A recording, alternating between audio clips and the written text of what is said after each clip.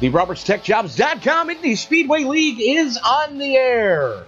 RobertsTechJobs.com, your Midwest leader in temp to hire and contract positions in the IT field for IT professionals, proudly brings to you IR05 Season 3, race number 9 from Talladega. This broadcast also being brought to you by TDA Motorsports, proudly sponsored by the Disabled American Veterans Association. DAV, an all-volunteer fleet of non-critical medical transport for America's veterans. On more information on how you can get involved, go to dav.org. This broadcast also being brought to you by David Llewellyn and the DHL Express, Mr. Hoot Baker, Robert Wakavara and Conversion Composites, with promotional consideration paid for by Motorsports Graphic Designs. You got something going through your mind, you want to see it on your race car? For all your in-sim graphical needs, Motorsports Graphic Designs. IR05 Season 3, Talladega. If you've never seen bump drafting in an Indy car, you folks are in for a treat tonight. Joey Trapasso up in the booth with you tonight. Mr. Racing Jason Coburn next door in the race control booth. So, let the fun and games begin, kids. This is, this has got to be the most wild track we've ever put an IndyCar on. And this is what this league started on. The original concept for the RobertsTechJobs.com Indy Speedway League originally was the Indy Super Speedway League. In other words, they weren't running on anything under 2 miles. Just for shits and giggles one night, I happened to see a recruitment race in open hosted, and that's how I got involved with it. And it was the IR05 here at Dega, and it seemed like a good group of people to run with, and they welcomed me with open arms, and here I am 3 seasons later, still hanging out with this bunch of wackos. And I say that lovingly. You know, and it takes a special breed of person to want to take an open wheel car that is capable of speeds north of 230 miles an hour at a place like Indianapolis and put it at a 2.6 mile banked tri-oval in Alabama, where these guys alone, without any draft aid, are cranking off into turn number 3 at 240 miles an hour. In the draft, you're pushing close to 245, 246-ish. I just saw 247 or 248 actually just flashed up on the timing and scoring sheet that I have that gives me live lap speeds. So, you know, these guys are just blistering this track. We're going to bring up the standings real quick here. As you see, David Llewellyn sitting atop the leaderboard, 39-0. Now, let's put this into perspective here. The pole at the last Cup race at Talladega was in the 48s.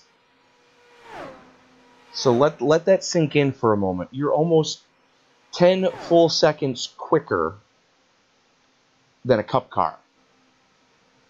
And they're only turning 39-second laps. So a Cup car would get lapped roughly once every 4 laps.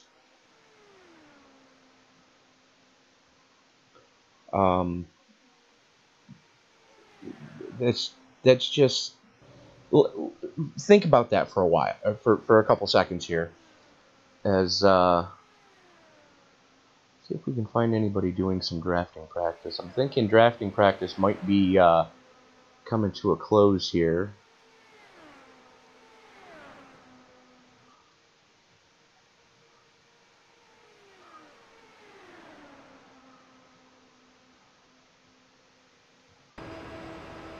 Here we are with Jay Anderson following, I believe that's David Llewellyn directly in front of him. So let's just ride along for a lap as you're getting ready to cross the start-finish line here. Hauling off into turn number 1. You think it's bad in a cup car not being able to see what's in front of you. You've got the wing, and what the wing doesn't block, the tub blocks, and what the tub doesn't block, the mirrors block.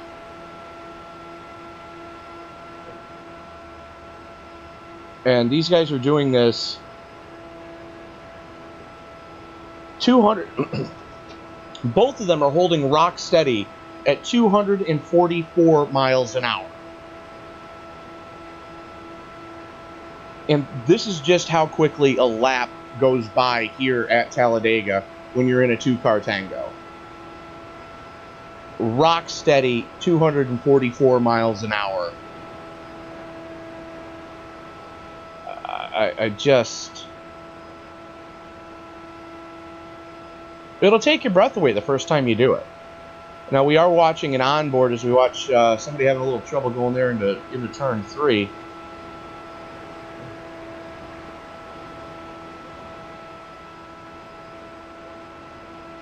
That looked healthy.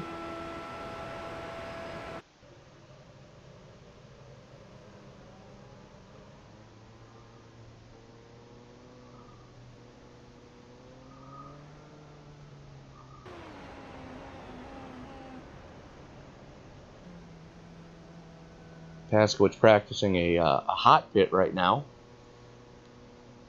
So, while we are in the pre-race, one guy that I do want to talk to, and I just need to find him first. There he is. We are going to... User was moved to your channel. We're going to grab Kevin Paskowitz, driver of the PH Aware, the mighty Paskey Sports and Entertainment number 7. KP, it's Tony up in the booth. You got me, sir? Yeah, what's up, man? Well, I was hoping to talk to you Sunday about this, considering what month we are in, but being as we didn't get a chance to speak on Sunday, would you like to explain the significance of the month of November to our viewers? Certainly. So November is Pulmonary Hypertension Awareness Month, and basically, it's Breast Cancer Awareness Month. We have these months where we set up pharmaceutical companies, government agencies, PH Aware, as well as the Pulmonary Hypertension Association, all kind of get together. The idea is to run special events. It's to, raise awareness, lobby politicians, and just kind of make the public more aware of what pulmonary hypertension is, the warning signs, because quite honestly, early diagnosis could be the difference between a few months and a few decades with this disease. So now, for those of our viewers that aren't familiar with past broadcasts where we've touched on this subject, pulmonary hypertension is the constriction of the blood vessels in the lungs, if I'm not mistaken. Yes, so it's constriction of the blood vessels in the lungs and in the right side of the heart. Basically, the body tells you that you're injured, and it builds scar tissue, and it constricts those muscles, those vessels, which makes your right side of your heart harder to pump. It makes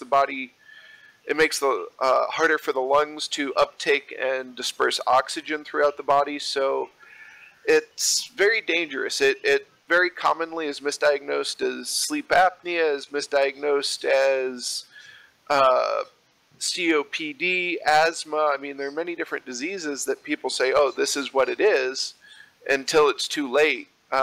So it's a very dangerous disease in that regard. Well, KP, we'll let you get back up into the TeamSpeak channel that you are in. Just real quick, I do know that you and the entire Phenomenal Motorsports team is going to be all in for Addis tonight, so best of luck to you.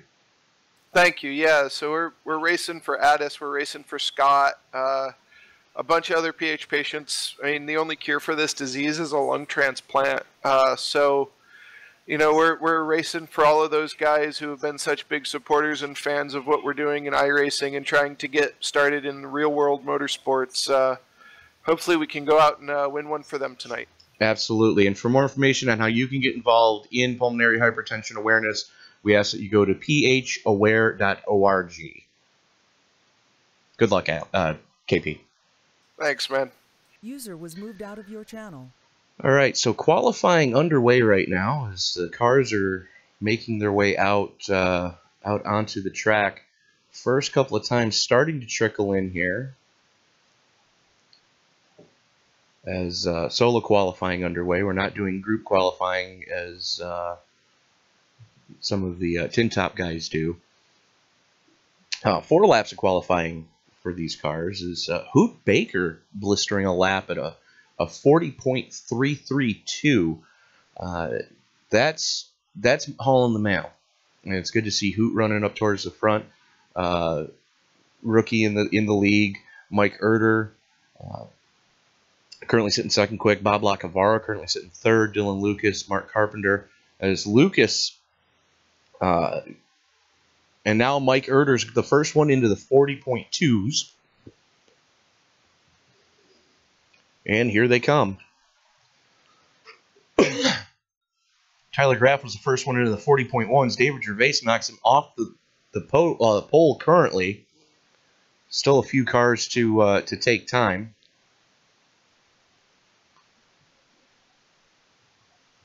But, yeah, like KP said, you know, it's often misdiagnosed, and it's a very dangerous disease because it's so often misdiagnosed that you don't realize that you have it until it's probably too late. And, you know, as he mentioned, a friend of PH, Phenomenal Motorsports, Scott had is, from what I've been told, is recovering from a double lung transplant. So good on you, Scott. Hopefully you're able to watch the broadcast tonight. A good friend of Phenomenal Motorsports passed away early in the this past summer, and the entire Phenomenal Motorsports organization has gone all in for Addis. # all in for Addis. And so for more information on how you can get involved, go to phaware.org. So just about a minute left before the drivers' meeting is David Llewellyn, 39.8.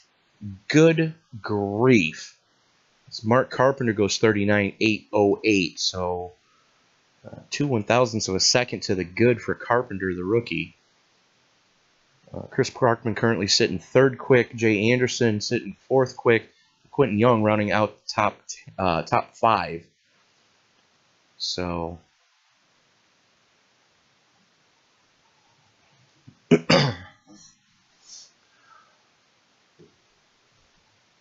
good times. There's Gary Bauer almost into the 7s with a 39.802. That is hauling the mail. So we are going to throw it down trackside to league owner Alex Green. Going.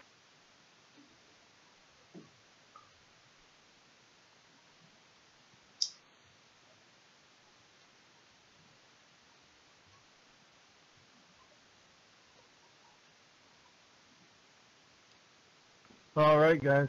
Thanks everybody for being here tonight. Really good crowd. Always good. Talladega always draws a good one. I believe we're going to be starting 30 cars, close to 30 cars. So I don't need to tell you guys how to run a super speedway. Just no traffic moves too early. Field will spread itself out. We'll get green flag stops like we always do. Let's just be smart. Call your pits by the backstretch, and you can pit off forward at this track. Watch your pit road speed. Pit road speed is 55 for this race. Obviously, no passing below the yellow line. Try not to pinch too hard. This car is a little bit twitchier than what we remember. Other than that, you know, I think the track's got some good rubber on it. I think we're going to have a pretty good time tonight. Want to welcome Jason back to race control. Missed him last week. Other than that, have some fun, guys. Good luck. Thank you very much, Alex. Also, guys, keep in mind, go easy on the Fleming. And we've been kind of getting away from it, but let's just remember, top three, I will need you guys in TeamSpeak if at all possible for interviews to try to help Tony out a little bit.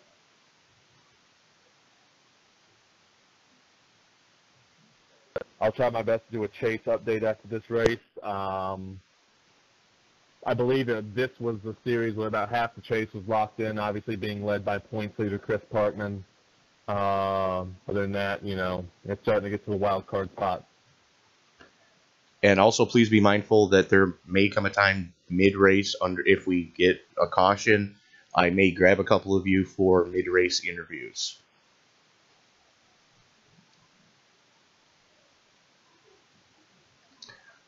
All right. So, with qualifying over, on behalf of the entire RobertsTechJobs.com Indy Speedway League, this coming Saturday is Veterans Day. And I'm going to focus for a moment on a group of veterans who for the longest time were basically ignored by society because it was a very unpopular war. And make no bones about it, Vietnam was a war. And young men and women gave their lives defending the freedoms of this country. The men and women who came back to a country that they didn't understand anymore, that basically cast them aside and for the longest time treated them as if they didn't go through what they went through. And I would like to point out that every 5 seconds in this country, there is a veteran struggling with the thoughts of not wanting to be on this planet anymore. And I would ask that if you meet a veteran in the streets or just happen to know someone who served, take a moment out of your day sometime this week and just thank them for their service. It might not seem like a lot, but it could mean the world to that vet. And that being said, my favorite vet right now, Mr. Terry Adams, is going to be playing the American National Anthem for us.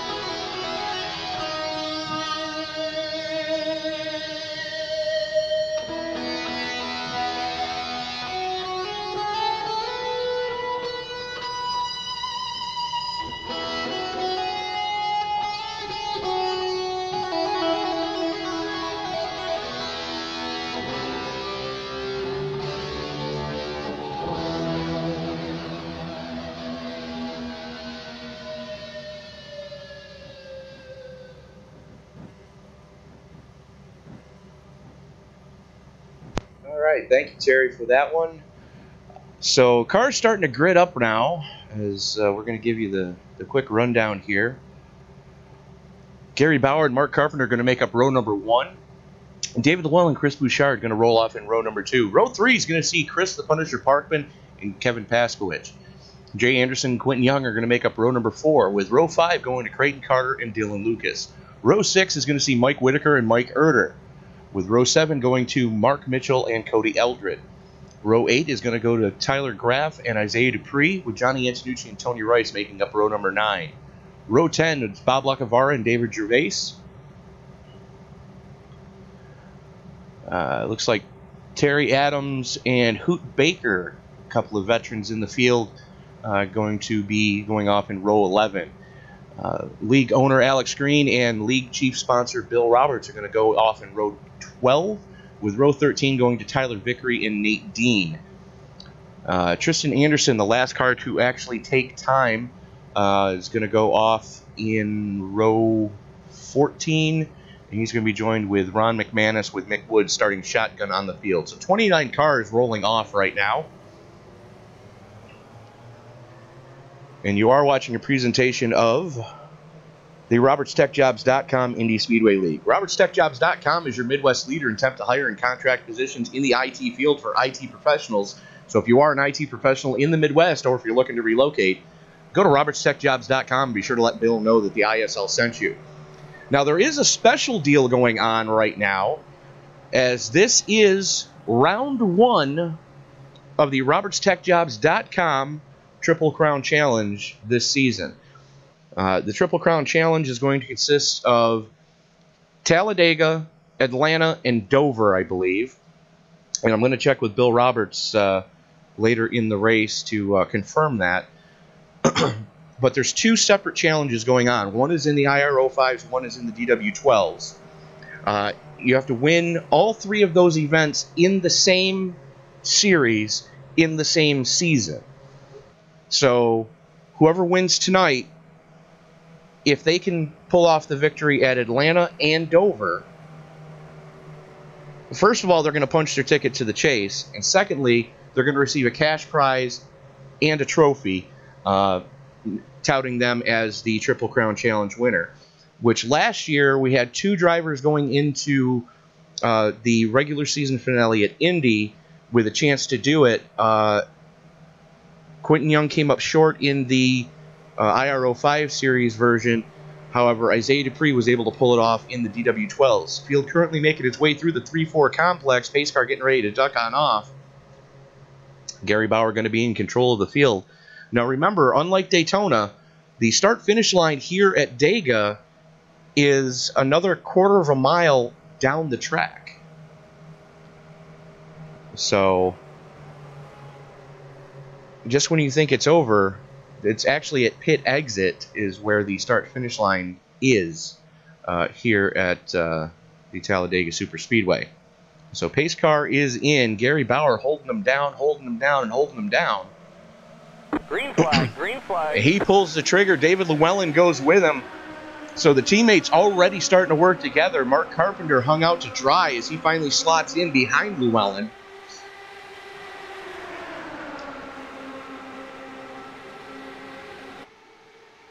And Bauer didn't get a huge lead as Carpenter trying to get that outside line to work. Bouchard on the inside line. He got Paskowitz right behind him. So the preferred line here is going to be about a tire width off of that yellow line. You don't really want to get too much closer than that because it can suck you right down and your race is over at that point. And then coming through the tri-oval, it does get a little bit twitchy.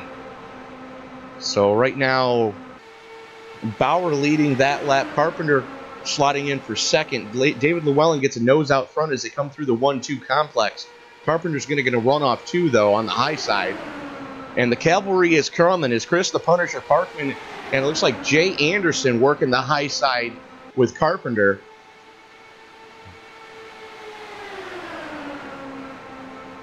That inside line really starting to move right now. Bauer, Llewellyn, Bouchard, Carpenter, Paskowitz, Parkman, Pasquich, Anderson, Young, Carpenter, and Lucas rounding out your top 10. As this lead pack's starting to make some hay. Throw a blanket over the top 8, 9, 10.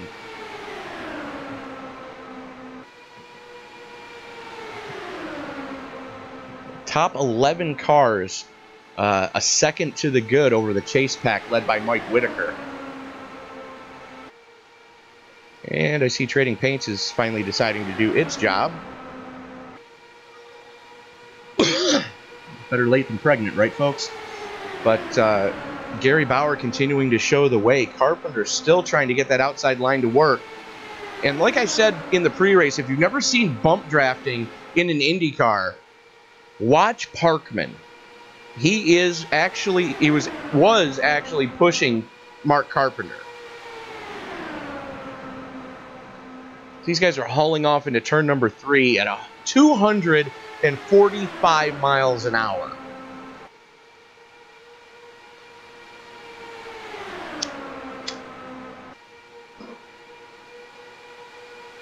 And it's almost 10 miles an hour faster than, actually it's closer to 20 miles an hour faster than the last Indy 500 pole speed. So these guys are truly hauling the mail right now. And I've driven these cars in this track, and I can tell you it's scary the first time you get a bump draft, because every light in the dash goes haywire, saying, hey, we're not supposed to be going this fast. And you see that little green X, or the green 0X appear in your iRacing HUD, and it scares you because you think, okay, what just hit me? And then you glance at your speedo and you realize, holy crap, I'm almost doing 250 miles an hour. But these guys are giving each other plenty of room. I mean, they're racing, but they're giving room, and that's really the key this early in the race. As Bauer, Carpenter, Llewellyn, Parkman, and Bouchard have been running side by side most of the green flag action as we're getting ready to start lap 7 of 100.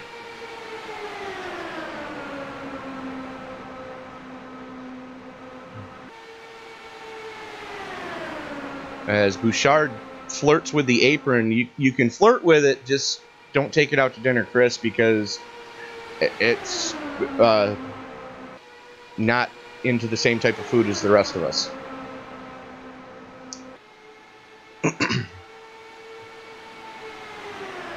It wants to go to Chick-fil-A, well, you might want to go to Steak and Shake. Let's put it that way. As these guys are about halfway through their fuel stint right now.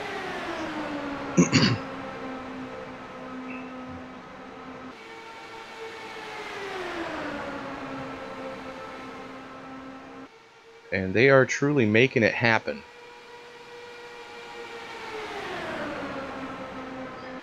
So I would like to take a moment to ask everybody to remember to please like, subscribe, and share.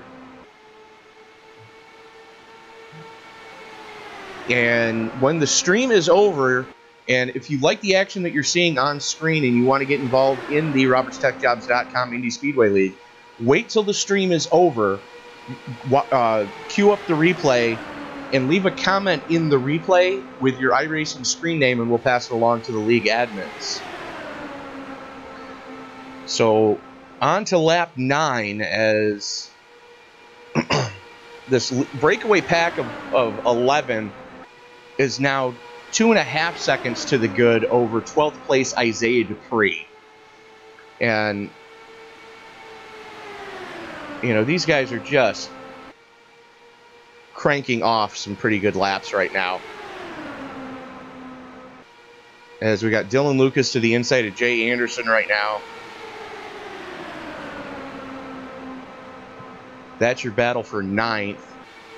But that battle up front is really...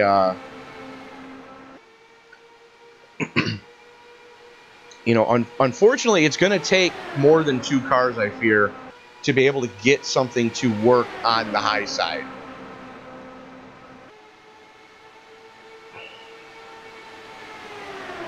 As Parkman pushing the daylights right now out of Carpenter. And there's only a handful of guys that I would trust to push me all the way around this track in an Indy car. Parkman is one of less than a full handful. And that lap went to Mark Carpenter. 5 1,000ths of a second to the good. Carpenter led that lap, so it can be done. As we are getting ready to watch some green flag stops start to happen here. Currently working lap 11. They're going to cross the line for 12. We should see green flag stops starting any time now. Bauer, Carpenter, Llewellyn, Parkman, Bouchard, Paskowitz, Young, Carter, Lucas, and Jay Anderson rounding out your top 10.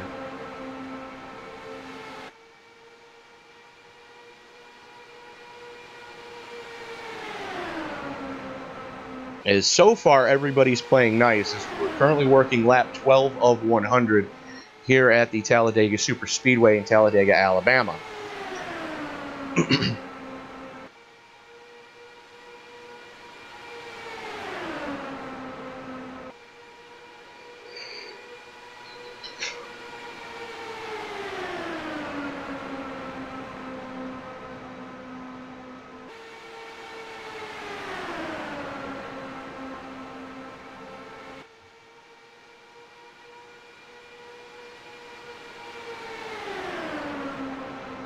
So Gary Bauer continuing to show the way. As Carpenter did lead a lap, and Bauer has led the vast majority of the 13 laps we're completing.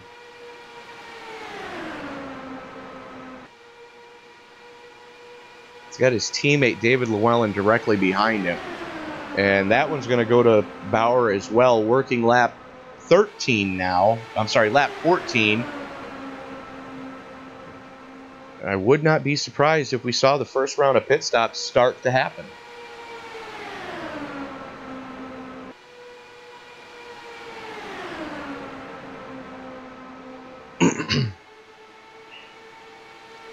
Currently, all 29 that started the race are still running, as Tyler Vickery is going to be the first one to bring it down pit side.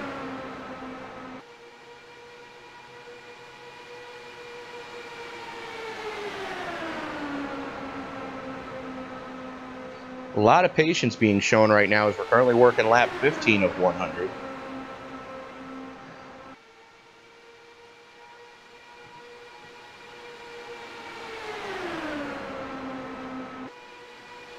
As Bauer and Llewellyn continue to work together from Team Booz Brothers on the inside. And I'm looking right now, and I'm only seeing 3 rookies in the top 11. That's a little different than what we have been seeing, where the rookies have been able to, you know, really shine on the non-restrictor plate tracks early. You know, 3 rookies in the top 11, and then you got the usual suspects. You know, you expect to see Gary Bauer, David Llewellyn, Chris Parkman, Paskowitz, Young, Carter, and Jay Anderson all up in there. You know, you expect to see these guys up there because they've been doing this for 3 seasons now.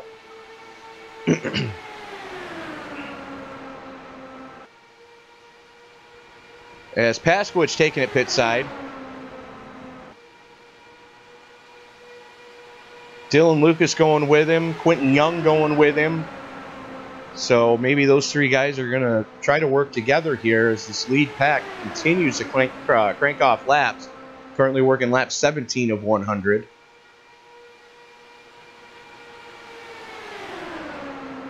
And it looks like Parkman's getting ready to take it pit side too as he dropped to that inside line. Looks like Carpenter might be trying to get down there to go with him.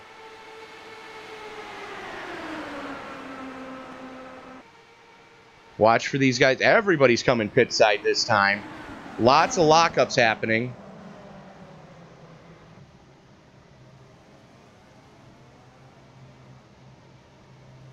As Creighton Carter locking him up, I'm going to be surprised if he doesn't get whacked with a speeding penalty.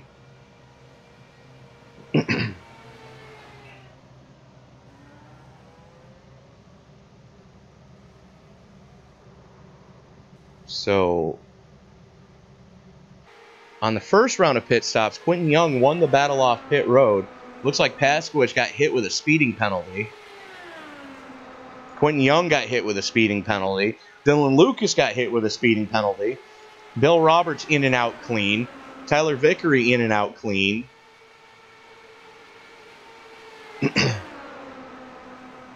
So Bauer in and out clean.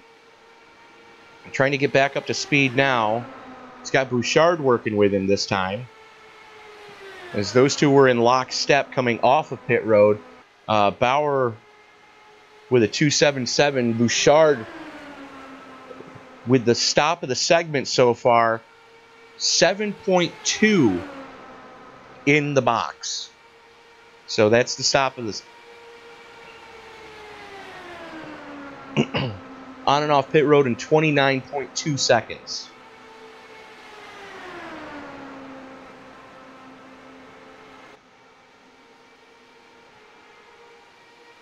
As these guys have now opened up almost a full second lead over third place Chris Parkman. And Parkman, unfortunately, is running by his lonesome because the next car to him is Creighton Carter, who's over a half second back. So if Bouchard and Bauer can work together, they can really start to stretch this lead out, as they are starting to walk away from Parkman. So Bauer, Bouchard, Parkman, Carter, Jay Anderson, Mike Erder, David Llewellyn, Mark Carpenter, Tyler Graff, and Isaiah Dupree rounding out your top 10.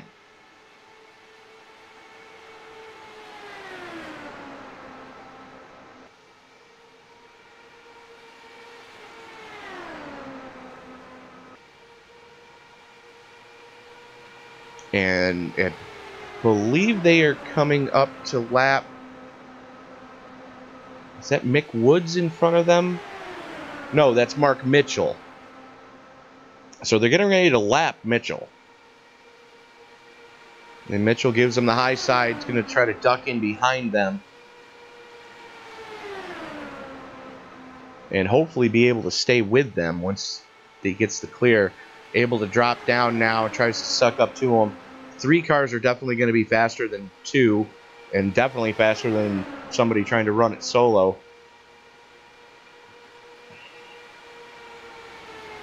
And the next car in danger going a lap down is going to be Hoot Baker.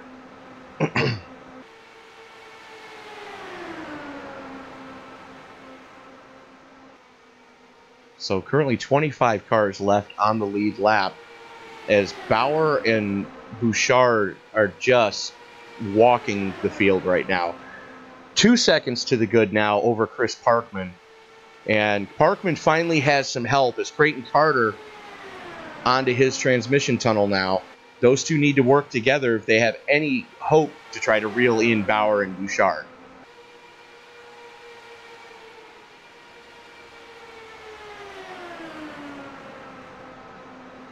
And it doesn't look like Carter's comfortable trying to push.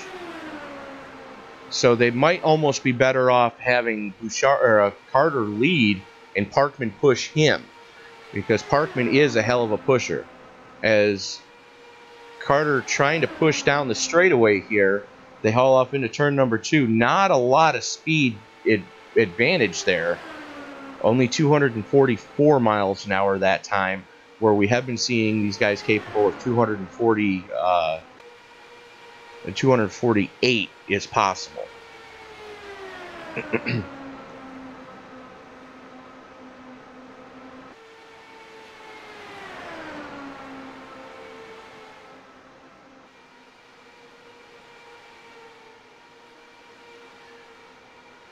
And there's a 3-car tango right there with Erder, Llewellyn, and I believe that's Mark Carpenter. Yes, it is. That is 6th, 7th, and 8th.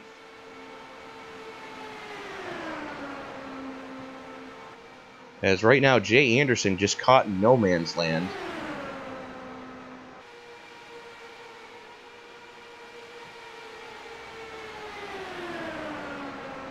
And we'll see how these guys can, if they have any chance of trying to reel in Bauer and Bouchard, who are now 2 1/4 seconds to the good over Parkman and Carter. Carter is 2.3 seconds to the good over Jay Anderson, who's about to get reeled in. You saw Anderson's car appear in the shot just in front of these guys. There's Anderson. These guys are going to come to him rather quickly. Hopefully, yeah, he's going to move out of the way. He knows that they're coming with a head of steam. And about 10 miles an hour to the good. So he's going to hope to latch onto the tail end of this group and see if they can't try to reel in Parkman and Carter. If they can, you know, a 6-car draft might have a shot at catching Bauer and Bouchard.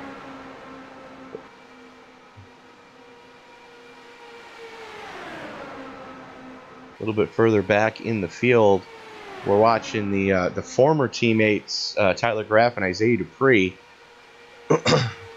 Currently, this is 8th and 9th. So Dupree rounding out your top 10. Is Graff right in front of him?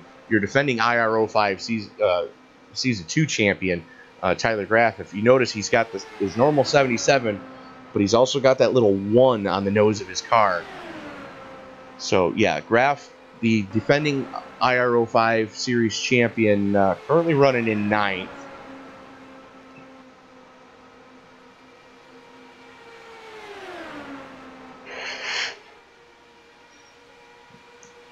And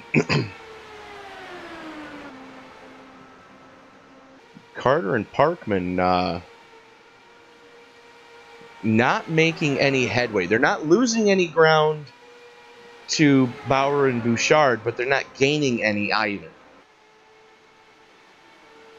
And I almost got to think that if they were to swap positions and let Parkman do the pushing, they could possibly reel these guys in.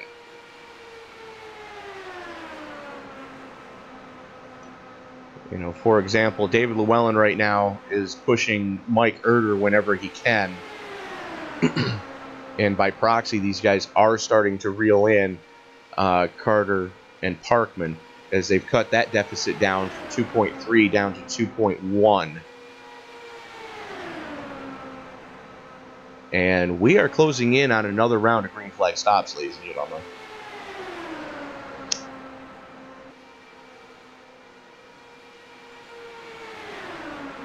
I'm currently working lap 29 of 100.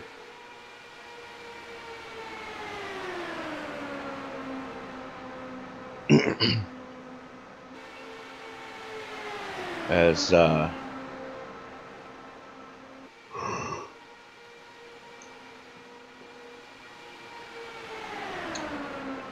Bauer, Bouchard, Parkman, Carter, and just because I can, I'm going to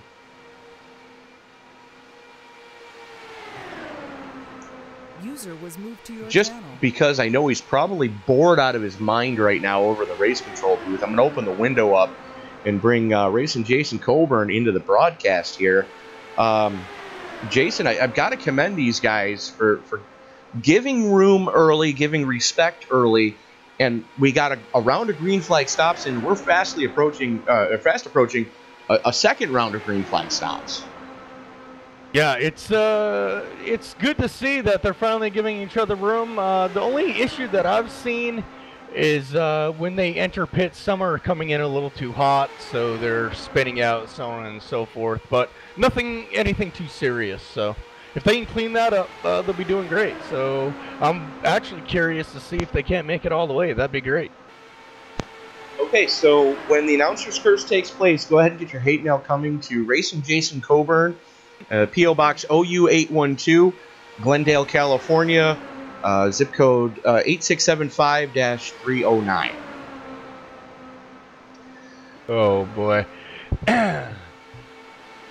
But, you know, the only thing I've noticed, I mean, I was taking a look at some of the first round of pit stops. I did notice that a couple of guys got busted for speeding.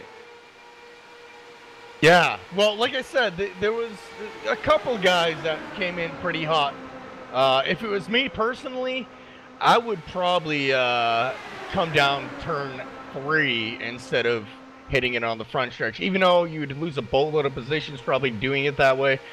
But no, the trick here, and I'll give my little secret for Talladega. Okay. You're gonna notice on the outside wall when they pass a double Pepsi sign, right?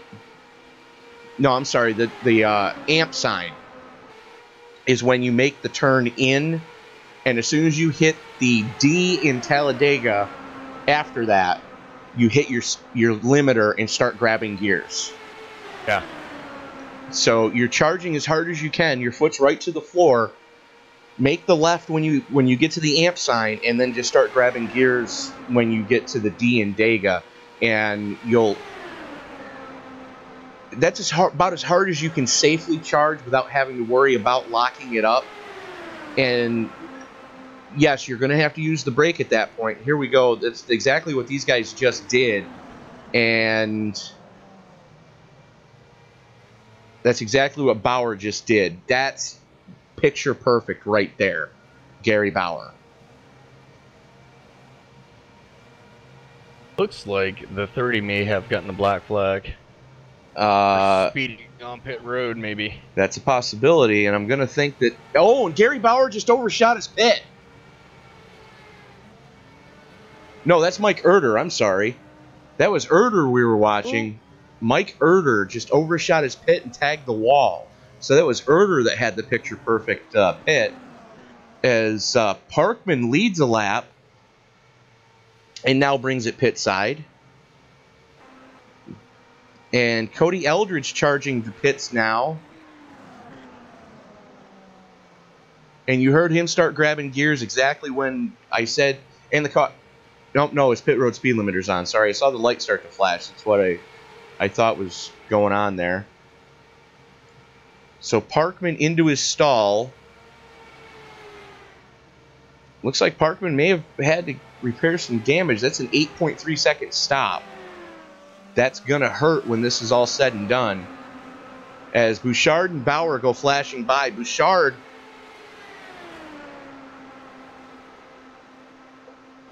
winning the battle off pit road with Gary Bauer. These guys are really starting to get spaced out here because of the green flag pit stop. Absolutely. And this is what we've seen time and time again at the plate tracks, is these guys really start to get strung out. These guys really start to open up some space because of... It's all about how you can get onto and off of pit road. And if you can hit your marks in your stall. Most certainly. And you definitely don't want to pit by yourself here either, or you will be, a sitting hung duck out in the back. Yeah, you're a sitting duck at that point. Pretty much. And, we're watching Bouchard and Bauer work together at the front. Creighton Carter, basically hung out to dry as Parkman had just a horrendous stop. It was sideways in his stall. I don't think Parkman hit his marks. But Creighton Carter's stop of the segment with a 6.7 second stop. Wow. That had to have been fuel only, I would think. I don't think they'd change tires that quick. No, I take that back. David Llewellyn had it with a 6.5. Dang.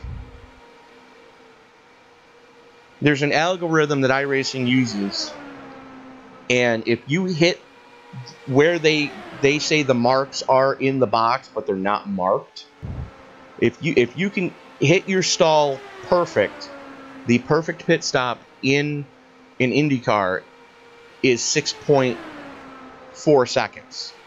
That's with fuel and tires? Fuel and tires in 6.4 seconds. Wow. I did not know that. It's only 3 seconds in a Formula One car. Man. You know, so David Llewellyn going 6.5, that tells you right there that, you know, he's been practicing. Because he nailed his marks as close to perfect as you can get. But right now, Bouchard continuing to show the way. Bauer sitting in second. They are 3 seconds now to the good over Creighton Carter. And it looks like Parkman is starting to reel Carter in as he's got help from the lap down car. That is the 42 of Mark Mitchell. And did you actually accidentally click the button to enter your car? Yeah, I did that a couple times, actually. Couple times. I was going to say, because for some reason you are now on timing and scoring. But this is what they should have done in that last green flag run, is have Parkman push, because I think they have a chance now to start to reel in Bauer and Bouchard.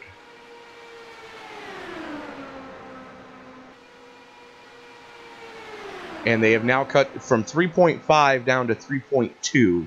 So they are starting to make up some ground. As we are currently halfway through this fuel stint. And working lap 41 of 100. And if I was out there, I'd be praying for a caution right about now. Bite your tongue. I would be, just because I hate this spaced out racing stuff when I'm racing. Personally, it's just, you feel like you're not making any ground up. Well, that's the thing, is you have to figure out how to work with the cars around you to try to make up ground. Like, for example, Parkman is pushing the daylights out of Creighton Carter right now. They have gone from 3.5, they are now down to 2.9 seconds from Gary Bauer. So they are gaining. And I would like to take a moment to remind everybody, you are watching a presentation of the RobertsTechJobs.com Indy Speedway League. RobertsTechJobs.com is, of course, your Midwest leader in temp to hire and contract positions in the IT field for IT professionals. So if you are an IT professional in the Midwest, or if you're looking to relocate, go to RobertsTechJobs.com. Be sure to let Bill know that the ISL sent you. So Bouchard, Bauer, Carter, Parkman, Llewellyn, Anderson, Carpenter, Erder, Graf, Dupree. That's your top 10. As these guys have now cut the deficit by a full second. They are now down to 2.5 from 3.5. So they are making headway this time. It'd be interesting to see if they catch up. Technically, you would think that they would catch up, because 3 cars together instead of 2. But you really got to be holding the line on the bottom and not swerving around too much and pushing the daylights out of the guy in front of you. Well, that's the problem, is right now I think Creighton Carter, the tires are starting to go away on his car. And, you know, as we saw him flirting with the apron there, he's trying to hold the line. I don't think he guessed right on the steering ratio on this car. Because with a track like Talladega, you want the slowest box that you can get in the car. It makes the car so much less twitchy. The only issue there is you have to turn your force feedback way up to get the wheel feel. Yeah, but you definitely do, and that can make it difficult. Well, you know, the thing is, some people like a really light steering wheel and some like a really heavy one. Me personally, I like to have a heavy one, just so it gives me a little more feel of what the car is doing. Right, same here. Other people like it really light, and I never quite understood why. I like it heavy on the paved tracks, but when I'm on the dirt, I found that I have to turn it just a tick away from being off, because otherwise it'll just completely destroy any desk I put the wheel on.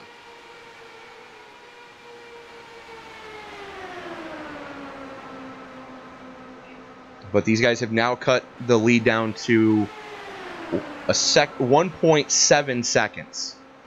So they are definitely making ground, but we are closing in on another round of green flag stops. And we are also closing in on the halfway point.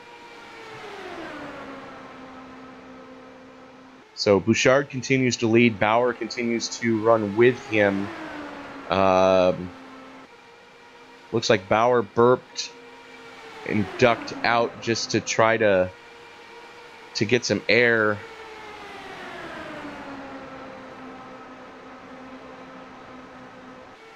And who the heck is that? That is that Gervais behind them, I believe? Where are you looking at? Nope, that's not Gervais. That's Mick Woods behind Gary Bauer right now. So Mick currently in position to get a lucky dog should one come out.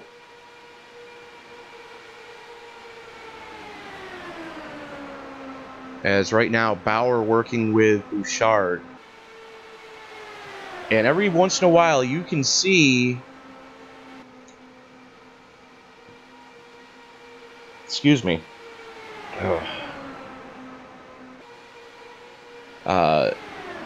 You can see that Carter and Parkman are starting to reel them in. It's now down to 1.2 seconds. So, and over the radio, it sounds like people are starting to pit in again. So, as Tyler Vickery going pit side, McManus, Gervais going pit side.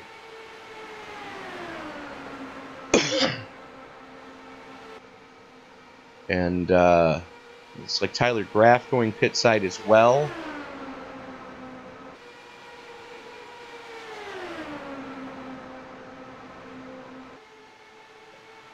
Now down to a second flat for Carter and Parkman.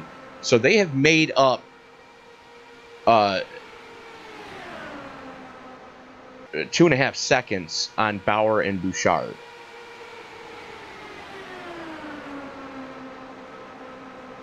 And all they have to do is just hit their marks, and we go from a 2-car race to a 4-car race, as we are at the halfway point right now, folks.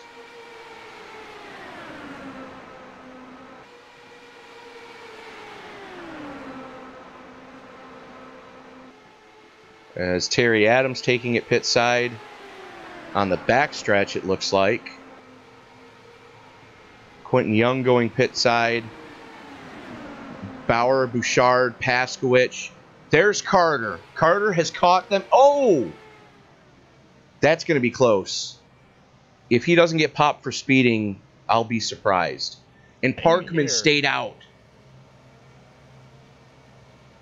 He hung Parkman out to dry. Parkman stayed out. Parkman working with Mark Mitchell right now. Like the 7 hit the inside wall going into his pit box. I don't know what that was about. I don't know. I think he may have just missed his mark. He might have. Looks like he may have gotten busted for speeding as well. As Parkman finally coming pit side. Yep, Paskowicz got busted for speeding for a second time. Man. That's got to hurt after a period of time. It already hurts. And Cody Eldridge staying out, so he's going to lead this current lap. As Parkman hits his stall. Another 8-second stop for Parkman. That's going to hurt. That's going to hurt badly because here comes, there goes Bouchard and Carter.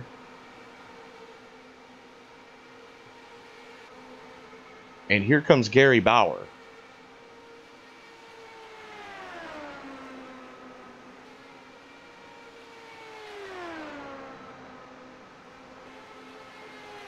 And Parkman trying desperately to reel in the cars in front of him. However, with Bouchard, and as Eldred takes it pit side, so that's going to hand the lead of the race back over to Bouchard.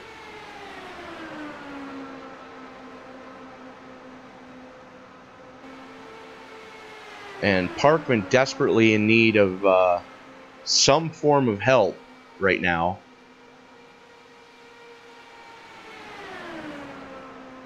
And apparently Creighton Carter is afraid to push.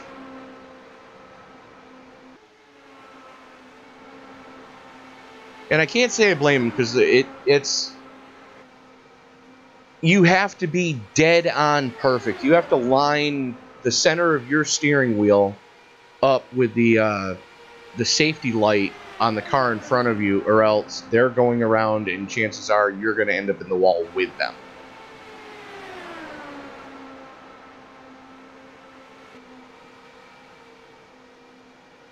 So, Bouchard, Carter, Parkman, Bauer, Llewellyn, Young, Anderson, Young, Carpenter, Tristan Anderson. Yellow, yellow, yellow.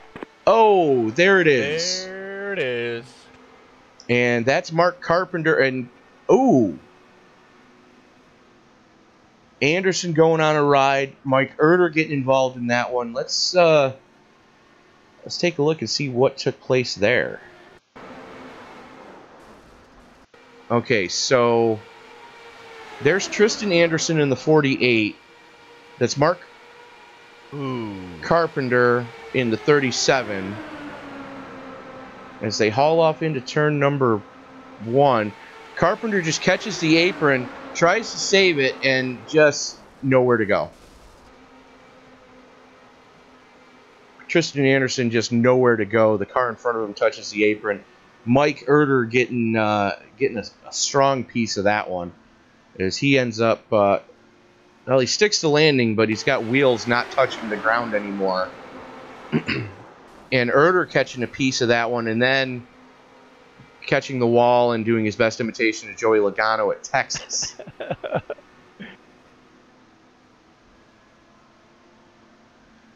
No, I'm sorry. It was David Ruderman at Texas.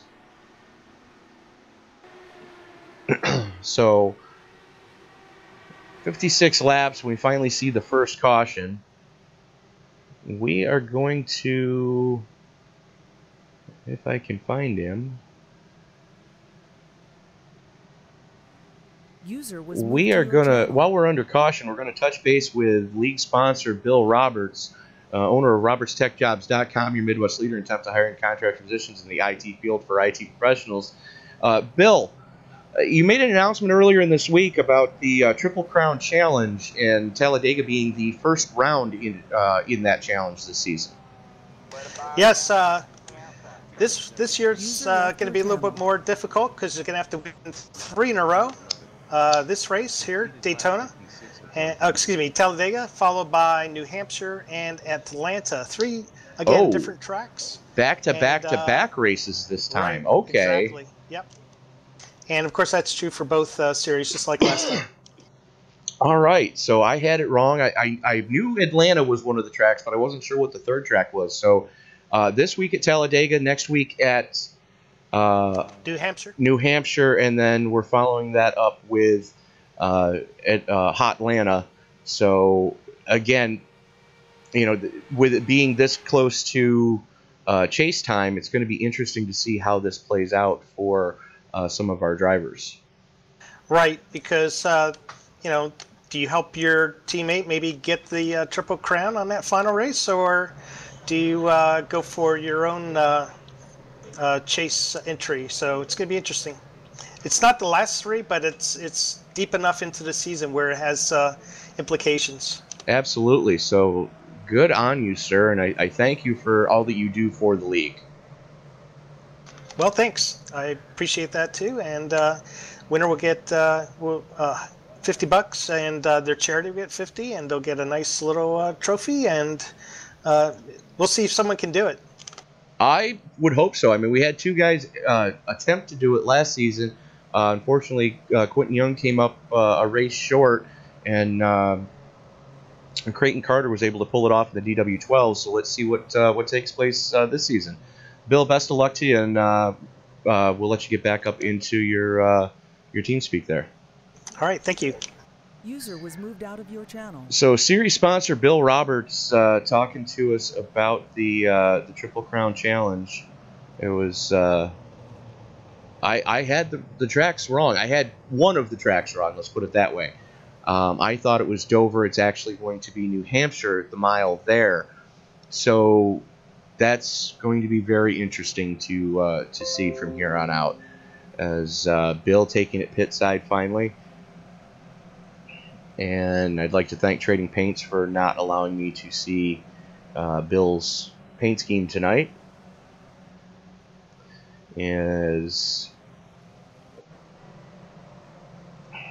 now we're seeing this pit strategy start to play out as David Llewellyn and Jay Anderson have stayed out. Currently 7 laps on their stint, so roughly halfway through their fuel stint. Anderson and Llewellyn stayed out. Carter winning the battle off pit road for the cars that did pit. Chris Bouchard sitting in 4th, and Parkman in 5th, Gary Bauer 6th, Isaiah Dupree, Quentin Young, Cody Eldred, and Dylan Lucas rounding out your top 10. So, currently working lap 58 of 100, so closing in on 40 to go. As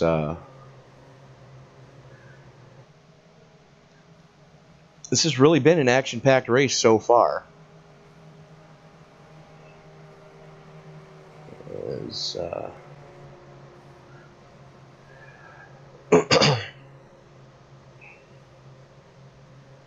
it just takes so damn long to pace around here. I was kind of glad that we had stayed green as long as we did. And it was interesting to see the different strategies start to play out as far as who was pitting with who and how drivers were able to charge the line going into the pits and so on and so on. So stop of the segment there is going to go to Creighton Carter. Looks like Creighton tried to double stint tires that time. A no tire stop for Creighton with a 4.5 second stop. I dare say he did not take tires. That was fuel only. So something to keep an eye on as I believe we're about to go 1 to go.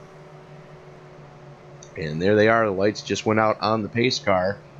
Llewellyn, Anderson, David Llewellyn, Jay Anderson, Chris Bouchard, Creighton Carter, Chris Parkman, Gary Bauer, Isaiah Dupree, Quentin Young, Cody Eldred, and Dylan Lucas rounding out your top 10.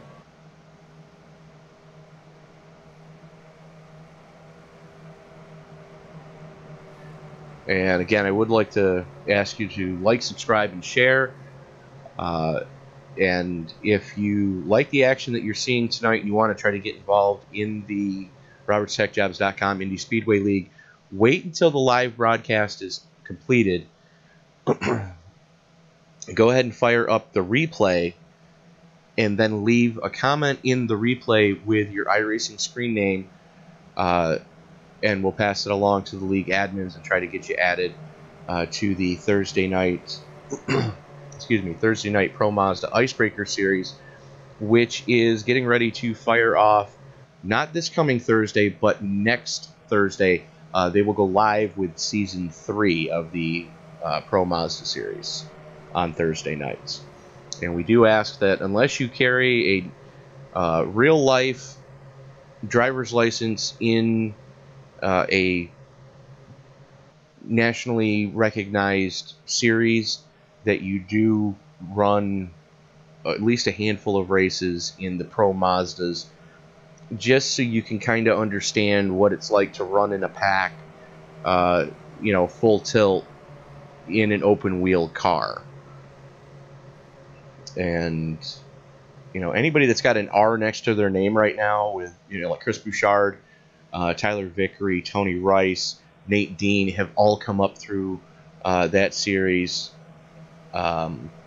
You know, and we're glad that they took the time. As the pace car ducks in, field is in David Llewellyn's hands right now as he rolls into the throttle. Doesn't stab it, but it's going to give his teammate Green. enough room to get in behind him.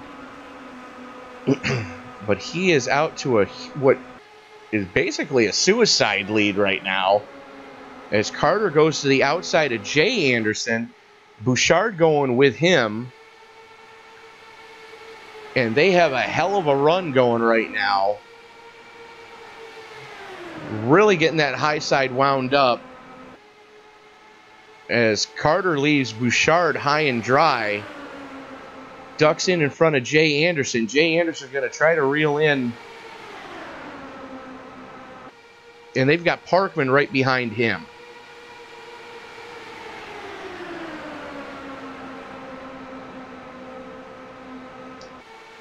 So Llewellyn still with a little bit of a lead, but these guys have about a 4-mile-an-hour advantage on him right now.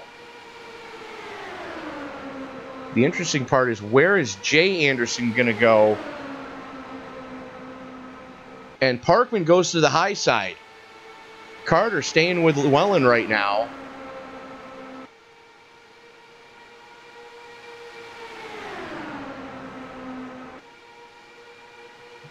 Parkman's got Isaiah Dupree.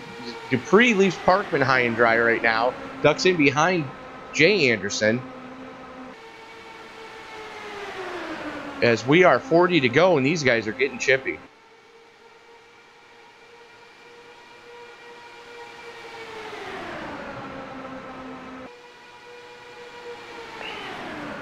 As Isaiah Dupree goes side by side with Chris Parkman. Parkman hanging tough on that high side by his lonesome. And I'd like to personally thank Trading Paints for not giving me some paint schemes right now.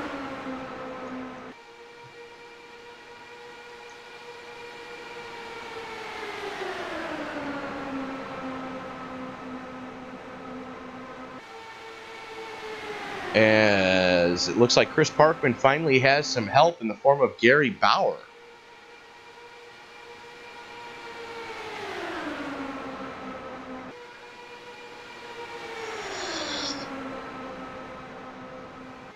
Llewellyn continuing to show the way. And again, these guys, the last lap that was just turned was a 39... Who had the fast one? A 39.2. Let that sink in for a second, folks, because the last pole time here in a Cup car was in the 48s. And it was a high 48 at that.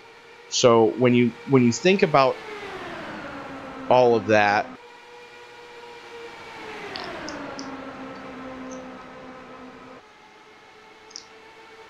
a Cup car would basically be getting lapped roughly once every 4 laps with an Indy car on the track.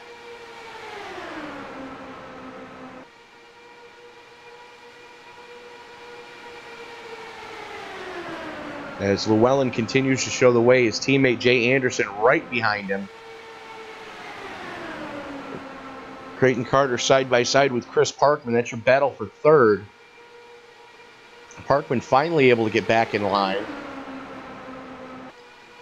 As Chris Bouchard leading that second little line right there, trying to reel him in.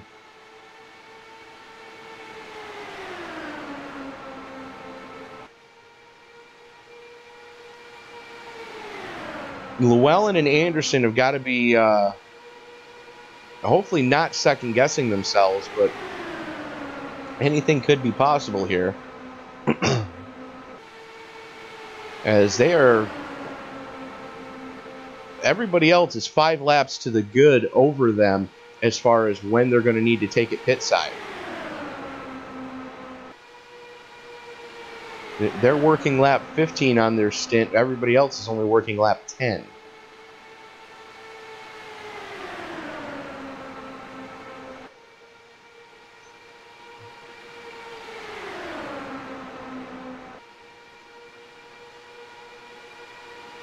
As Llewellyn, Anderson, Carter, Parkman, Bouchard still Everybody's single file right now.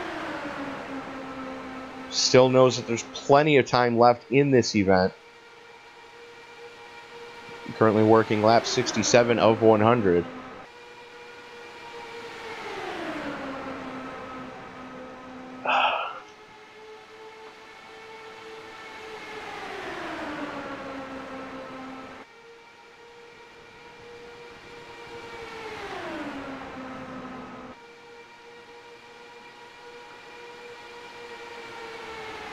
And there it goes. They go pit side. Creighton Carter inherits the lead. And Carter was just biding his time.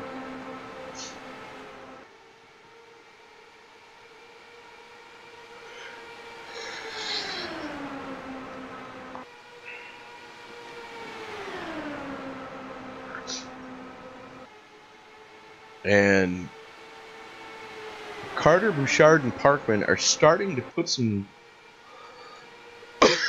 excuse me.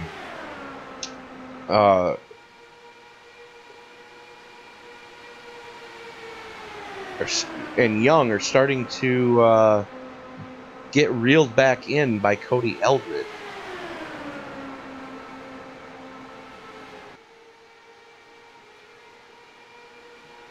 You see Dylan Lucas back there.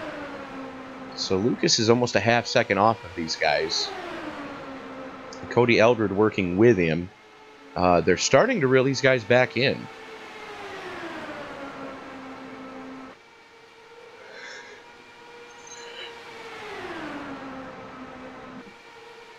So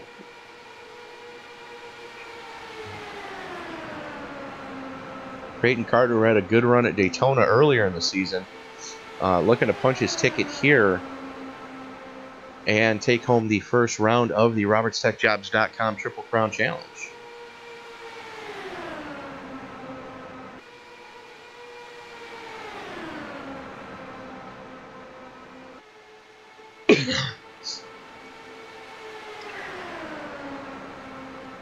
Which will be taking place for the next 3 weeks. The opening round being here at Talladega, then next week at New Hampshire, and finishing up at Hotlanta in 2 weeks. And we're getting ready to see another round of green flag stops from these guys, as we are closing in on 25 to go.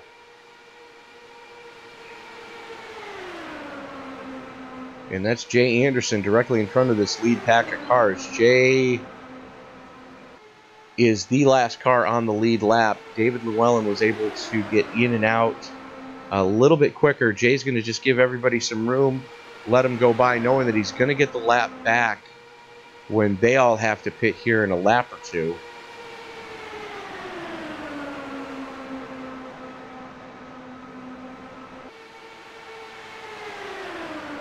So Carter continuing to show the way. Chris Bouchard right now probably in fuel save mode in 6th gear, giving Carter a little bit of a shove. And Parkman right there knowing that, you know, 3 cars you can't really push, but you sure can draft real well with 3 cars.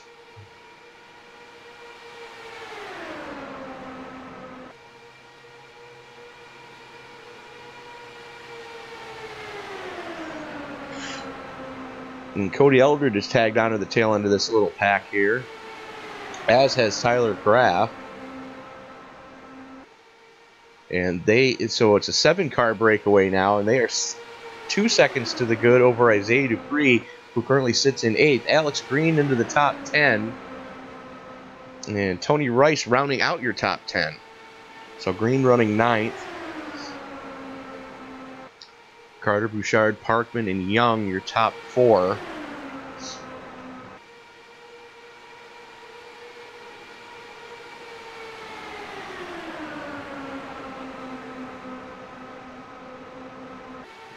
And there go the cars coming off of pit road right now. It looks like Carpenter, Erger, and Woods just coming off pit road this time. Watch for these guys to take it pit side.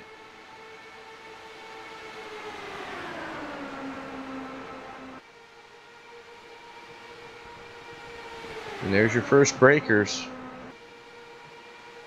As it's Dylan Lucas and Tyler Graff, it looks like. Johnny Antonucci going with them. So Carter and Bouchard currently 19 laps on their stint. So maybe they were able to save a lap or two riding behind Anderson and Llewellyn earlier.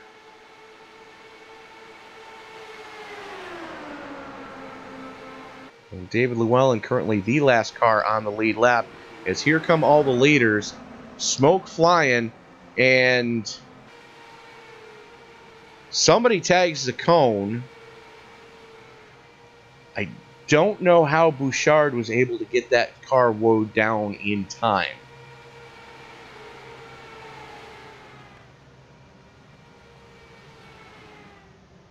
As Parkman hits his box crooked again, that's going to hurt that stop.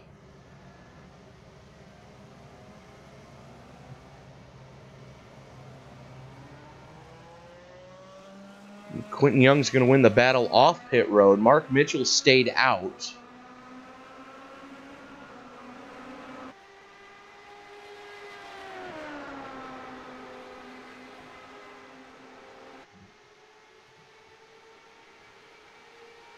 So Young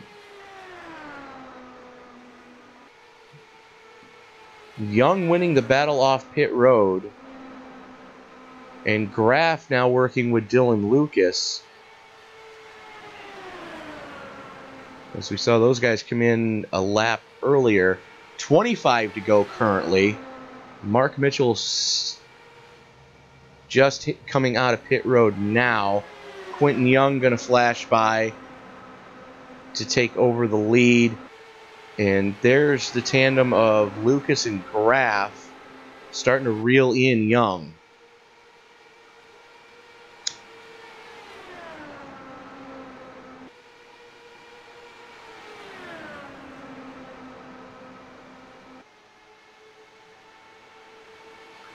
And this is annoying as all get out, as Trading Paints is deciding to not play nicely again.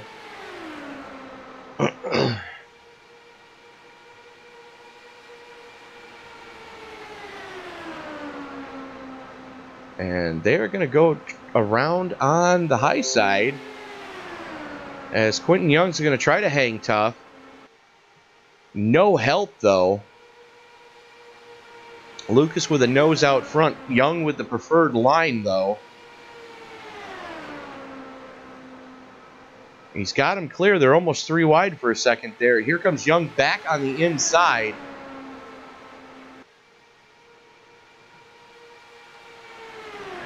As finally we see the paint scheme on Quentin Young's car appear.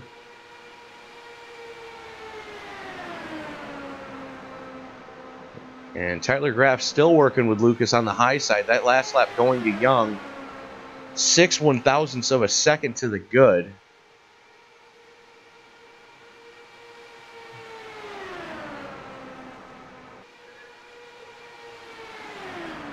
Tyler Graff just backing off. Maybe Tyler knows something that we don't. As Lucas ducks in behind Young now, so it's a 3-car breakaway. They are 2 seconds to the good over 4th place David Llewellyn.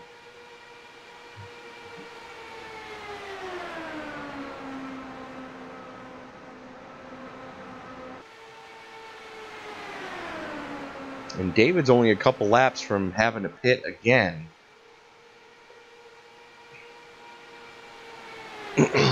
But we have not seen the money stop from everybody yet.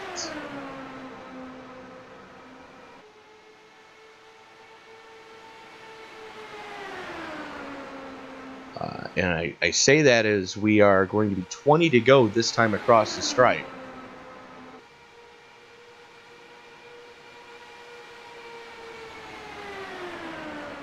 And these guys are going 15 to 16 laps between having to fuel. And for those of you unfamiliar with what we do here in the RobertsTechJobs.com Indy Speedway League, we do run a half tank of fuel 50% fill is the max fill. So in the IR05s, that's 11 gallons. That's good for only about 15, maybe 16 laps here at a place like Talladega and Daytona. So Dylan Lucas probably in fuel save mode right now. Tyler Graff just hanging out there, knowing that they're going to have to stop one more time.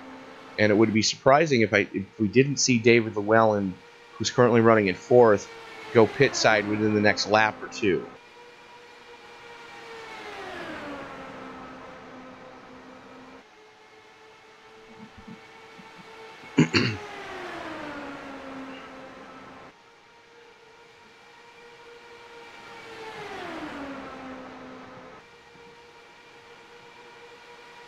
So Young currently showing the way as we are now 19 laps to go.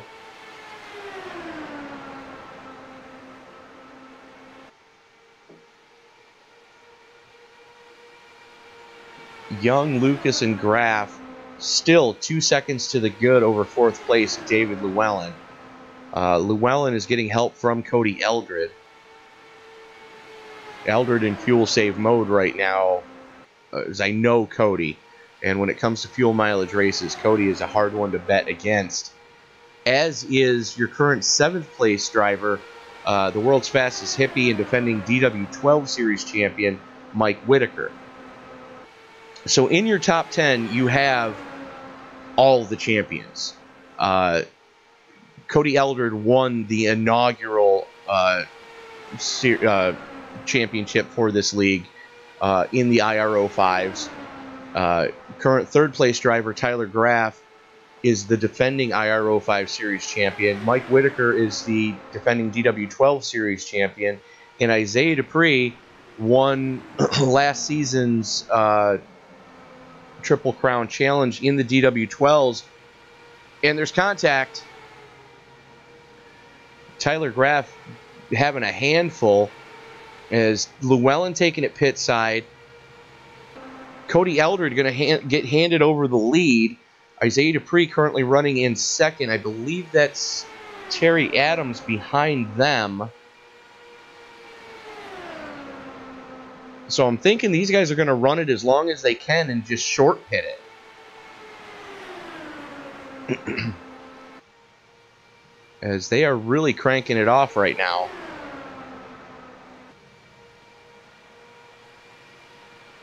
Elder running the Save the Tatas number 14.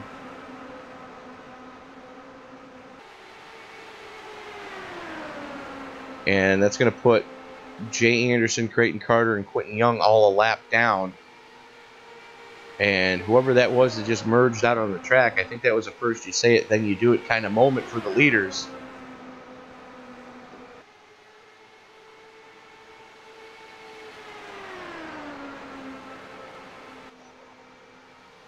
Eldred continuing to crank off laps.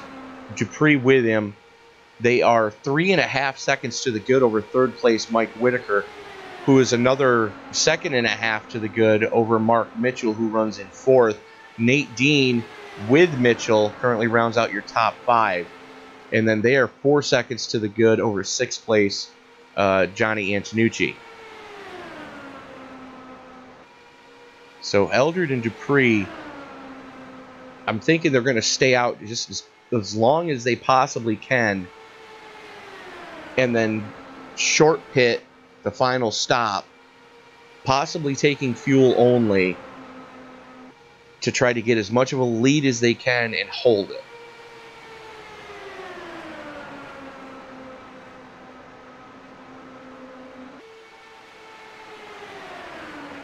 We are 13 to go right now.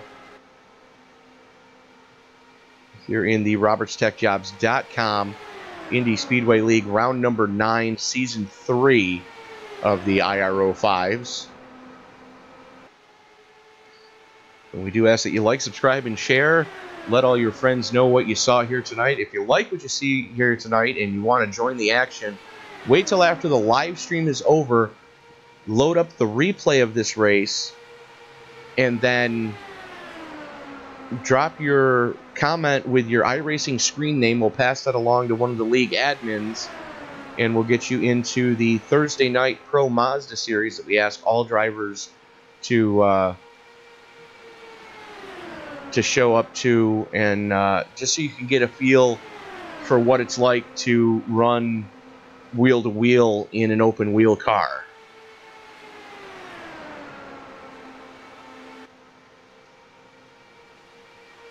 Not sure what's going on here with Eldred and Dupree.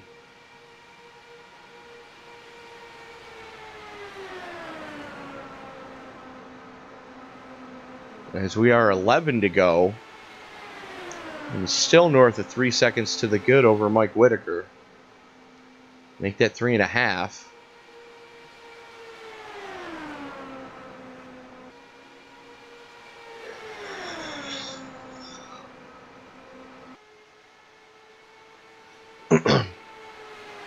We are going to be 10 to go this time across the stripe. And Eldred and Dupree are going to have to pit sometime soon, because they're currently working lap 15 of their current fuel stint.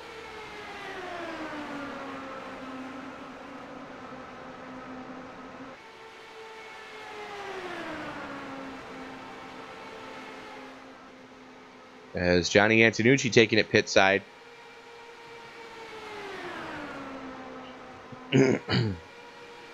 Eldred continuing to show the way. Dupree sitting in second. And these guys are just showing why. Yellow flag is out. And, oh, that changes everything. Let's see if we can find out what just went wrong. As Jay Anderson missing his nose wing coming across the grass. Let's see what happened here.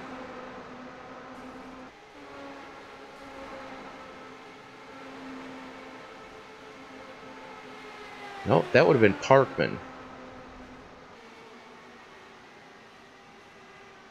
Why am I not seeing him? Nope, that wasn't Parkman.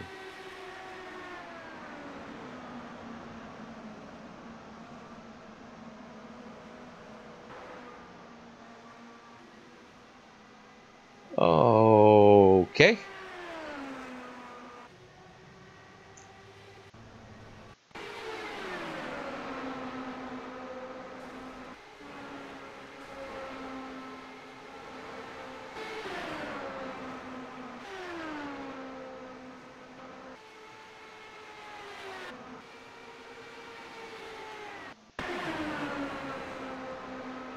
No, it wasn't Ron. It wasn't Mark Carpenter.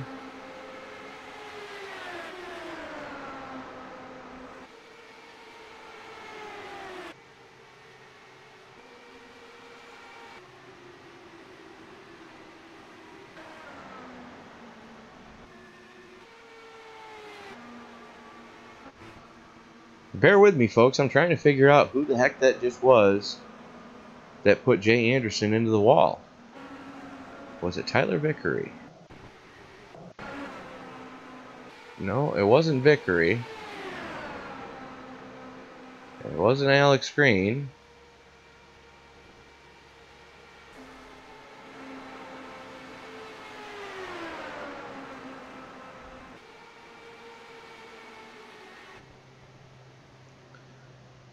Nope. Nope.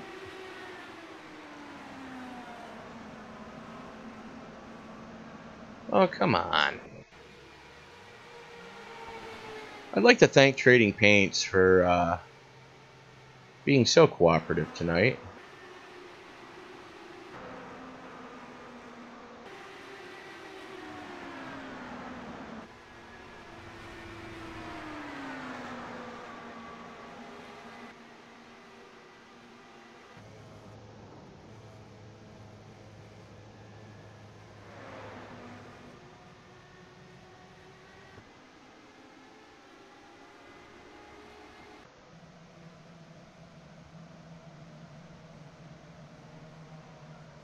Okay.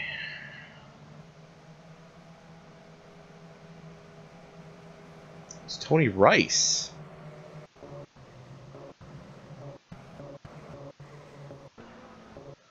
Bear with me, folks. That's who that was. So they banged wheels going into one. Rice with the clear there. Anderson with another run down the back straightaway. As Erder's trying to come up the track.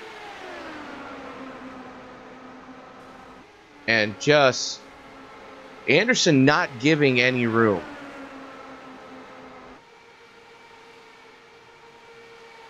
You know, it was Carpenter trying to merge up onto the track after making a pit stop.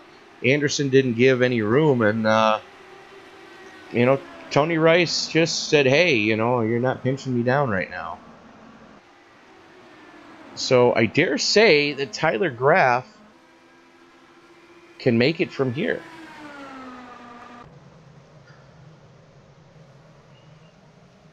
As I believe we're going to get a green-white checker here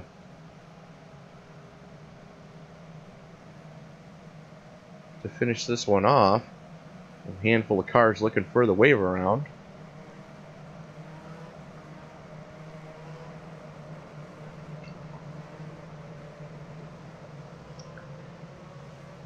So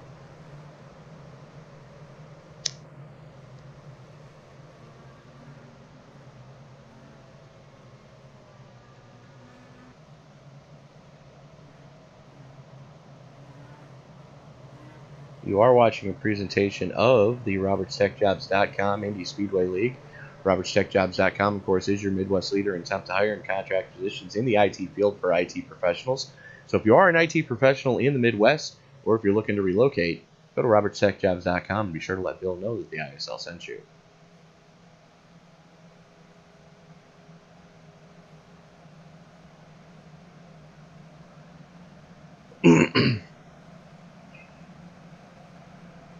So, Tyler Graff currently showing the way.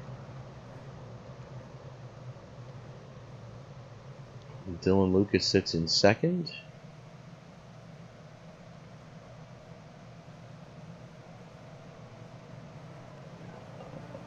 Okay. Bear with me, folks. I just lost the cameras again. So, yeah. Fun and excitement.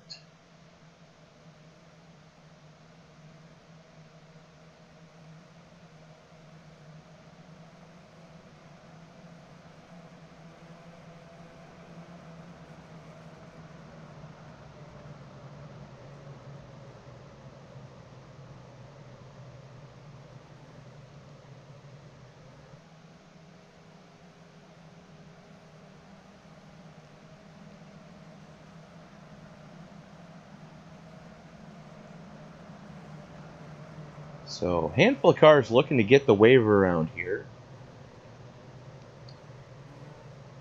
As we see, I believe that's Nate Dean in the 44. There's the 69 of, no, that's the 66 of Mick Woods.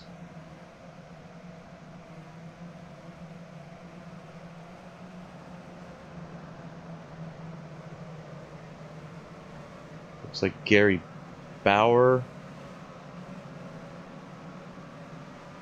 As the lights go out on the pace car. So we are going to have about a 4-lap dash for this one.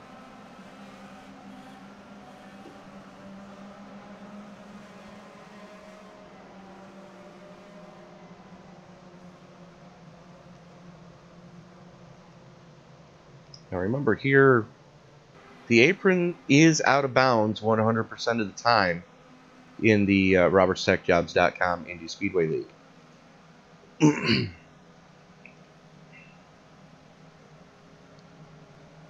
So,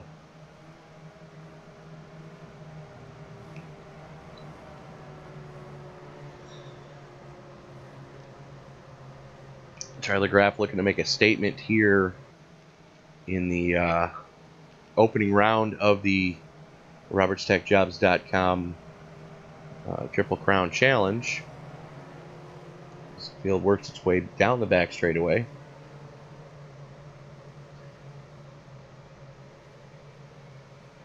opening round here at Talladega. Next week, when we go to next Tuesday, when we go to New Hampshire, will be round 2, and then in 2 weeks when we're at Atlanta, that will be round 3, and we will see if anybody has a chance to possibly pull off the Triple Crown, like Isaiah Dupree was able to do last season in the DW12s. Now remember, there is a separate Triple Crown challenge for the IR05s and DW12 series. So pace car getting ready to duck on in. We're going to have roughly 5 laps to decide what happens here. And Tyler Graff is in the catbird seat, rolls into it, and the whole field goes with him. He's got Johnny Antonucci right behind him. And Dylan Lucas going to the high side, trying to side draft, trying to bully his way in between Antonucci and Graff right now. Bouchard back into the top 5. Mike Whitaker rounding out your top 5. As these guys are starting to pull away right now, with Mark Mitchell falling back steadily. So Graff currently showing the way. Currently 5 to go. We're going to be 4 to go this time across the stripe.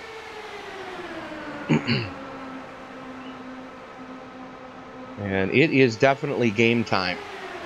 The only thing is, none of these guys want to be that guy.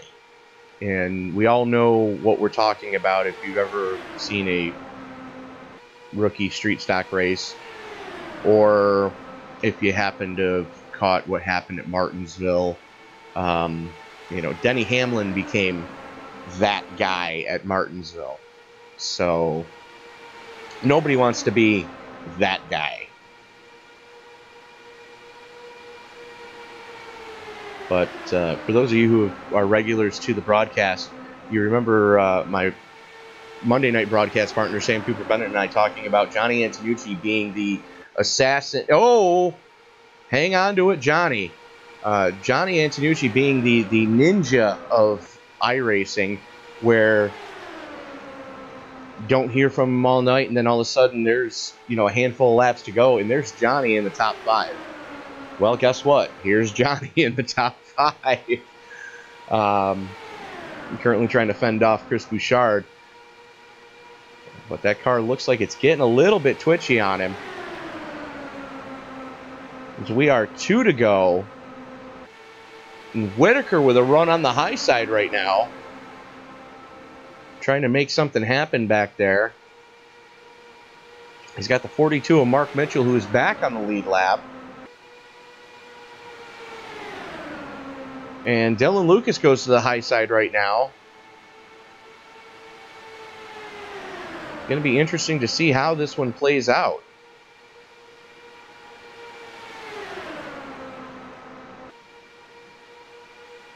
As Lucas doesn't seem to be able to... I'm thinking Lucas might be on a single screen.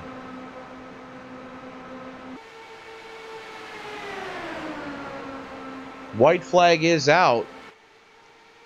And these guys are getting chippy. Good grief.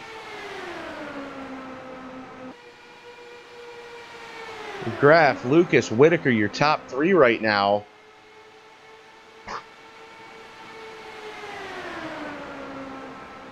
As these guys all want that opening round of the Triple Crown Challenge. Graff right in the catbird seat. Whitaker going to have one shot at him right here. And Graff holds on. Lucas. Whitaker for second. Lucas for third. Antonucci in fourth. And Chris Bouchard rounding out your top 5. What a finish. What a finish. Good grief. So we are going to go...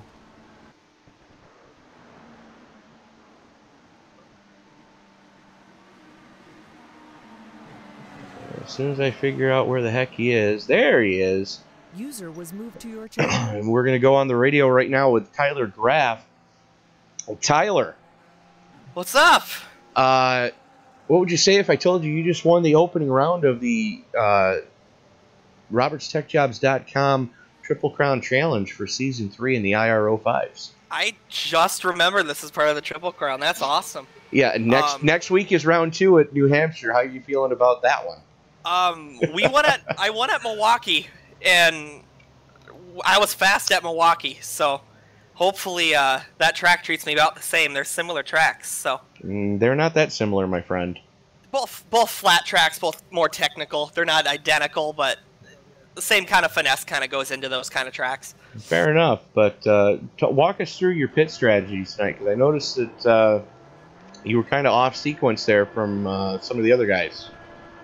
Yeah, Isaiah and I, him and I qualified really crappy, and my initial strategy was to work with Creighton, but Creighton qualified well and I didn't, so I was drafting with Isaiah, and then I got a much better pit stop on the 3rd round, I think, and then on that next round, he kind of got caught speeding. Yeah, that next round, I got caught up with Erder and Mitchell, I believe. Then I sped, trying to beat them, to go into the pits before them, because I didn't want to. Oh, my teammates just killed me, because I didn't want to pit behind anybody. And then that caution saved me, and short pitted after that, and that was it. All right. Just had to hold them off at that point. I was just saying on the chat that the tires didn't matter at the end there, but Dylan Lucas got into me a little bit on the flat part of the tri-oval, and I slid up, and I thought that was the end of the race right there. Well, if Whitaker had any better of a run on you than he did, he could have definitely would have been a different outcome. Let's put it that way. Yeah, I think Mike would have been able to get to my rear pod, I think, once we got to the tri-oval, unless I would have made a mistake. It might have been different, but I was hearing on the radio, I got messages from people that someone wasn't holding a line in like 3rd or something, which wasn't helping much. So yeah, Johnny Antonucci touched the apron a couple of times. Oh, okay. Yeah, and that happens when the pressure's on and you're running 3rd. You're boxed in on that inside line. You gotta look. You gotta try. It's tough. Yes, it is. Yes, it definitely is. But yeah, Tyler, congratulations. Best of luck next week. Actually, best of luck Sunday to you when we come back here in the DW12s. And then good luck next week at New Hampshire. Thank you. I'm excited. I definitely wasn't expecting this today with running mid-teens the whole race. So I'll take what I can get. All right, sir. We'll let you get back up into your team speak, and then we'll see you in the post-race drivers meeting. Awesome. Thank you. Have a good night. User was moved out of your channel. Whoops. Slipped there. Sorry about that. User was moved to your channel. Joining us now in the booth is runner-up, Mr. Mike Whitaker. Mike, you had a hell of a run there. You tried to make some hay coming to the line, but it just a tick too late, I think, on that run. Well, I wasn't going to pass all of them. There was too much. Everybody was jostling. I kind of got pinned. I knew there was somebody, I think it was Mark Mitchell, was trying to go on my outside, so I knew I couldn't go to the outside of Dylan. There was just enough room for me to go to the inside, so that was there, so I took it. Well, it was definitely a great finish, and you know, you're one of, I believe we called last night, it was, you're one of the ninjas of iRacing, where you don't really hear too much out of you for most of the race, and then at the end it's like, where the hell did Whitaker just come from? Well, I stepped on my own junk on that first green flag pit stop. There was so much smoke at pit entrance I couldn't see it, and I ran over the cone. And I got a speeding penalty and a 1 point for an off track. Well, you aren't the only one that got a speeding penalty on that first round of green flag stops. There was probably north of a handful of drivers that got busted at least once tonight. Yeah, and the pit strategy worked out. It actually worked out even better for me when Cody and Isaiah exited the closed pit, because I was right behind them and I saw it and I slowed down enough to not get it. Fair enough. All 3 of us stayed out. I think all 3 of us were on the same pit strategy, which was to stay out as long as we could and then get a splash and go. If it had stayed green, it would have worked out fine. Mm-hmm. But you know, second is still a good night. Pinnacle had another good night. We had 3 in the top 10. I think Johnny was 4th or 5th. You had 2 in the top 5. So I believe max points in the team standings are going to go to Pinnacle tonight, with you in 2nd and Antonucci in 4th. Yep, and Bill came in the top 10 also. Yes. We did real good tonight. Bill Roberts coming home in 7th. Now, next week we're going to be going to New Hampshire, and that's going to be kind of a technical track, kind of like, I'm being told it drives a little bit less chaotic than Milwaukee did, but you know, can you give us any insight in your feelings when we go to go get some lobster? Well, I like those tracks. I always seem to do well if I don't get caught up in somebody else's mayhem. I usually do well on those tracks. I've actually, one of the few tracks I've won an official IndyCar race at was New Hampshire. That's when I figured out how to get the outside line to work. So I'm going to try it again, see if I can get that outside line to work. That track's got that progressive banking, and the further up the track you go, the more banking you get. You're not wrong there, so let's... you know, we'll keep our fingers crossed for you on that one. I'm not the only one that knows it. I'm sure Parkman already knows that too, and I'm going to be hard to beat him on a track like that because he's a much better driver than I am. Well, I would have to kind of point out the fact that, you know, there's a reason why you are the defending DW12 Series champion. Old age and treachery. Bingo.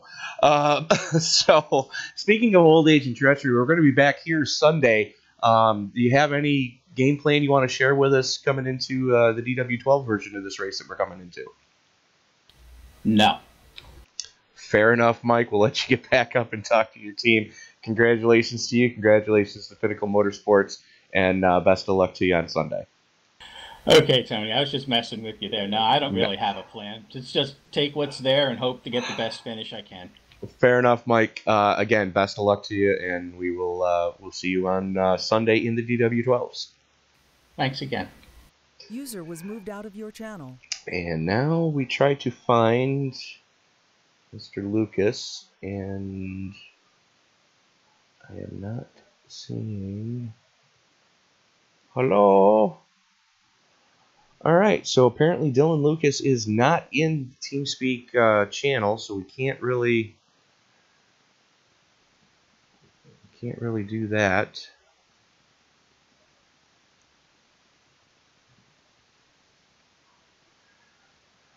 As we're pulling up the final standings now, so we can give you the quick rundown. 2 cautions for 8 laps, 13 lead changes. Most laps led looks like it's going to go to Gary Bauer with 33. Hard Charger Award, let's see. Hard Charger Award looks like that's going to go to, I believe, Bill Roberts.